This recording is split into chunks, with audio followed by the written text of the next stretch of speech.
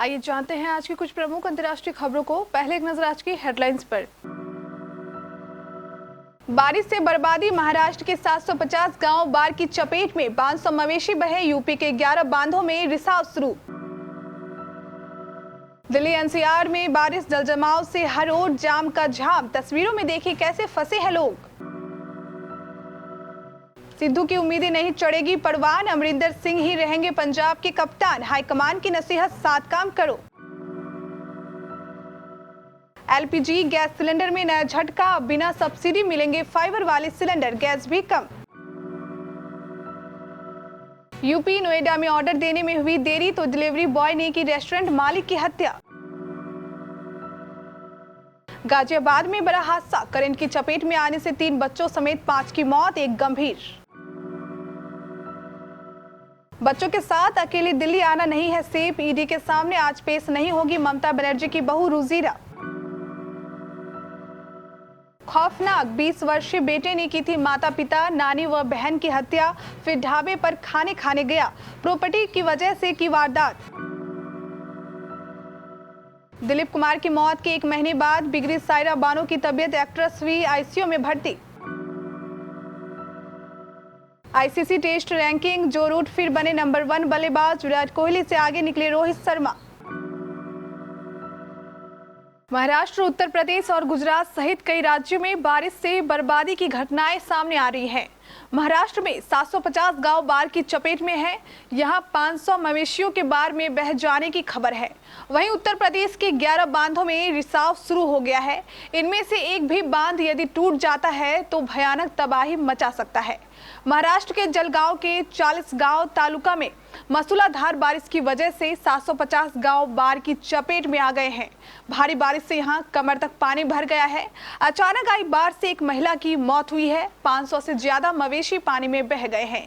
कई गांव में लोग अब भी फंसे हुए हैं और रेस्क्यू किए जाने का इंतजार कर रहे हैं।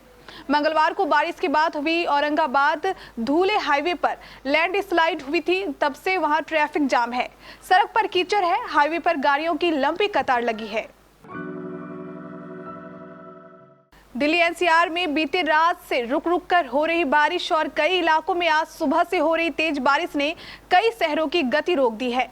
दिल्ली समेत गुरुग्राम, गाजियाबाद, फरीदाबाद, नोएडा और ग्रेटर नोएडा समेत अन्य शहरों में कई इलाकों में जलजमाव होने से जाम लग गया है। लोग सुबह से ही जाम की समस्या से जूझ रहे हैं। हालांकि कई इलाकों में बारिश बंद हो चुकी है, लेकिन सड़कों पर पानी भरने के चलते किसी के घर में पानी घुस गया है तो किसी के दुकान में। दिल्ली जयपुर एक्सप्रेस वे भी इसे अछूता नहीं है और इस पर लंबा जाम लग गया है। यही नहीं, गुरुग्राम के मेदांता अस्पताल से बख्तावर चौक की तरफ जाने वाली सड़क पर भी बारिश के बाद जल भराव हो गया है। पंजाब में कांग्रेस के नए बने प्रदेश अध्यक्ष नवजोत सिंह सिद्धू को हाईकमान ने कैप्टन अमरिंदर सिंह के साथ काम करने की नसीहत दी है। सिद्धू कैंप के कई विधायकों और मंत्रियों की ओर से सीएम को बदलने या फिर चुनाव में किसी नए चेहरे को चुनने की मांग को हाईकमान ने खारिज कर दिया है। मंगलवार को सिद्धू कैंप के नेताओं से मीटिंग के दौरान राज्य के प्रभारी हरीश रावत ने हाईकमान का यह संदेश दिया। मंगलवार को ही हरीश रावत चंडीगढ़ पहुंचे थे। यहां उन्होंने नवजोत सिंह सिद्धू और कई अन्य नेताओं से मुलाकात की थी।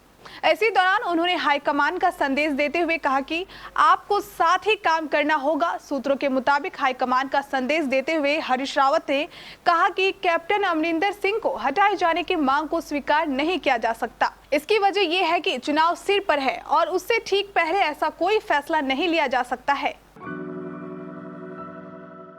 एक तरफ देश प्रदेश में लगातार लोग एलपीजी गैस सिलेंडर के बढ़ते दामों से परेशान हैं, वहीं दूसरी ओर इंडियन ऑयल के नए फाइबर के सिलेंडर नई दिक्कत लेकर आ रही है।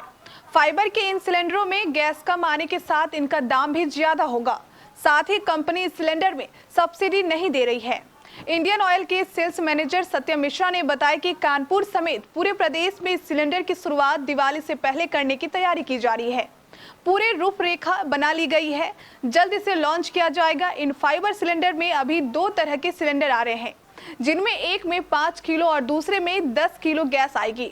इसके लिए आपको कंपनी को 3,350 रुपए सिक्योरिटी मनी देनी होगी। वहीं सामान्य सिलेंडर में 14.2 किलो गैस आती है और इसके लिए उपभोक्ता को सिक्योरिटी मनी के तौर पर 1450 रुपए देना होता है।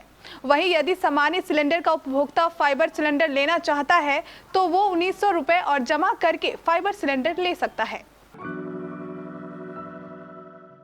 उत्तर प्रदेश के गौतम बुद्ध नगर जिले में ढाबा संचालक की गोली मारकर हत्या करने का मामला सामने आया है। हत्या का आरोप डिलीवरी बॉय पर लग रहा है। हत्या के बाद आरोपी फरार हो गया। फिलहाल पुलिस ने सबको कब्जे में लेकर जांच शुरू कर दी है। जानकारी के अनुसार बीटा 2 थाना इलाके की मित्रा सोसाइटी में युवक की हत्या हुई है। शव फ्लैट की रसोई में मिला है। शव की शिनाख्त ढाबा संचालक सुनील के रूप में हुई है। सुनील रेस्टोरेंट चलाता था। रेस्टोरेंट ऑनलाइन फूड डिलीवरी का भी काम करता था। बताया जा रहा है कि मंगलवार रात करीब 12 बजे रेस्टोरेंट कर्मचारी और स्विगी के डिलीवरी बॉय के बीच विवाद हो गया। आरोप है कि नशे में धुत डिलीवरी बॉय ने गाली गलौज कर दी। इस पर रेस्टोरेंट संचालक ने विवाद खत्म करने की कोशिश की। आरोप है कि डिलीवरी बॉय ने सुनील के सिर में गोली मार दी, जिससे उसकी मौत हो गई। घटना के बाद आरोपी फरार हो गया। थाना बीटा 2 पर एफआईआर पंजीकृत की गई है। पुलिस का कहना है कि डिलीवरी बॉय से विवाद के बाद घटना बताई जा रही है। फिलहाल पुलिस मामले की जांच में जुटी है। उत्तर प्रदेश के गाजियाबाद जिले में बड़ा हादसा हुआ है। करंट की चपेट में आने से 5 लोगों की मौत हो गई। इनमें 2 बच्चों और महिलाएं भी शामिल हैं, जबकि एक की हालत गंभीर बनी हुई है। पुलिस मौके पर पहुंची और जांच शुरू कर दी है। पुलिस ने शवों को कब्जे में लेकर पोस्टमार्टम के लिए भेज दिया है। जानकारी के अनुसार गाजियाबाद के सिहानी गेट के राकेश मार्ग पर गली नंबर 3 के सामने 6 लोग करंट की चपेट में आ गए। जिला अस्पताल ले जाने पर 2 बच्चों और महिला को मृत घोषित कर दिया गया, जबकि 3 की हालत गंभीर होने के कारण उन्हें निजी अस्पताल में भर्ती कराया गया। इलाज के दौरान एक युवक और बच्ची ने दम तोड़ दिया। अभी एक की हालत गंभीर बनी हुई है। घटना बुधवार सुबह करीब 10 बजे की है। बताया जा रहा है कि राकेश मार्ग पर गली नंबर 3 के सामने एक दुकान के बल्ब का होल्डर लटका हुआ था और उसके ऊपर से तार भी जा रहे हैं। ऐसे में बारिश के चलते दुकान की टीन शेड में करंट उतर आया। तृणमूल कांग्रेस महासचिव और बंगाल सीएम ममता बनर्जी के भतीजे अभिषेक बनर्जी की पत्नी रुजिरा बनर्जी आज प्रवर्तन निर्देशालय के समक्ष पेश नहीं होगी। ईडी ने कोयला तस्करी से जुड़े मामले में अभिषेक बनर्जी और उनकी पत्नी रुजिरा को समन भेजा था।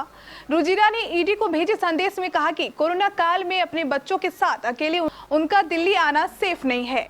रुजिरा ने ईडी से कहा कि कोविड महामारी के बीच अपने 2 छोटे बच्चों के साथ अकेले दिल्ली सफर करना सुरक्षित नहीं होगा।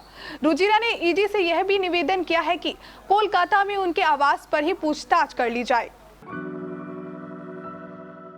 हरियाणा के रोहतक में 4 लोगों की हत्या का राज बुधवार को खुल गया। रोहतक के विजयनगर में 6 दिन पहले परिवार के 4 लोगों की हत्या प्रॉपर्टी डीलर बबलू पहलवान के बेटे 20 वर्षीय अभिषेक उर्फ मोनू ने की थी। पिता प्रदीप मलिक उर्फ बबलू पहलवान, मां बबली व घर आई नानी रोशनी निवासी शामपला व बहन वर्ष नेहा उर्फ तमन्ना के सिर में गोली मार दी गई थी। हत्या करने होटल में अपने दोस्त के पास पहुंचा, वहां से खाना खाने ढाबे पर चला गया। पुलिस ने वारदात के पीछे प्रॉपर्टी विवाद भी एक वजह बताई है। एक मीडिया रिपोर्ट में वारदात के पहले दिन ही प्रॉपर्टी विवाद की आशंका व्यक्त की थी। बुधवार को अपने कार्यालय में पुलिस अधीक्षक राहुल शर्मा ने पत्रकार वार्ता में बताया कि जिस तरह से वारदात अंजाम दी गई, उससे लग रहा था कि किसी करीबी व्यक्ति ने ही परिवार के 4 लोगों की हत्या की है। हिंदी सिनेमा की मशहूर अदाकारा सायरा बानो के फैंस के लिए बुरी खबर है। दिग्गज अभिनेत्री को अस्पताल में भर्ती कराया गया है। उन्हें आईसीयू में भर्ती करवाया गया है।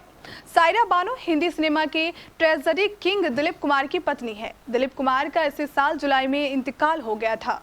इसके बाद से सायरा बानो खबरों से दूर हैं। एक मीडिया रिपोर्ट के अनुसार दिलीप कुमार के इंतकाल के बाद से सायरा बानो की तबीयत नासाज चल रही है। बुधवार तबीयत में सुधार न होने के चलते 1 सितंबर को उन्हें मुंबई के हिंदुजा अस्पताल में भर्ती करवाया गया है। सायरा बानो को ब्लड प्रेशर और ऑक्सीजन लेवल भी कम की परेशानी के चलते अस्पताल में भर्ती करवाया गया है। अभिनेत्री को सांस लेने में दिक्कत हो रही है। आईसीसी मेंस टेस्ट रैंकिंग में बल्लेबाजों की लिस्ट में जबरदस्त फायदा हुआ है। रूट करीब 6 साल बाद एक बार फिर से टेस्ट रैंकिंग में नंबर 1 बल्लेबाज बन गए हैं। 23 साल के रूट 5 मैचों की टेस्ट सीरीज की शुरुआत में बल्लेबाजों रैंकिंग में 5वें नंबर पे थे, लेकिन अब 3 टेस्ट मैचों में 507 रन बनाकर उन्होंने भारतीय कप्तान Virat Kohli, Marnus Labuschagne, Steve Smith और केन विलियमसन को पीछे छोड़कर टॉप स्थान हासिल कर लिया है। रूट लीड्स टेस्ट से पहले बल्लेबाजी रैंकिंग में दूसरे स्थान पे थे, जहां उन्होंने इंग्लैंड की एकमात्र पारी में 121 रन बनाए थे। इंग्लैंड के टेस्ट कप्तान रूट इससे पहले दिसंबर 2015 में आखिरी बार आईसीसी टेस्ट रैंकिंग में पहले स्थान पर पहुंचे थे। वह अब अपने करियर के बेस्ट रैंकिंग पॉइंट 1 पॉइंट कम 917 अंकों पर हैं। इस बीच भारत के सलामी बल्लेबाज रोहित शर्मा ने कप्तान कोहली को पीछे छोड़ दिया है। रोहित ने लीड्स टेस्ट में 19 और 59 की पारियां खेलकर 773 की रैंकिंग हासिल की और वह 5वें स्थान पर पहुंच गए हैं।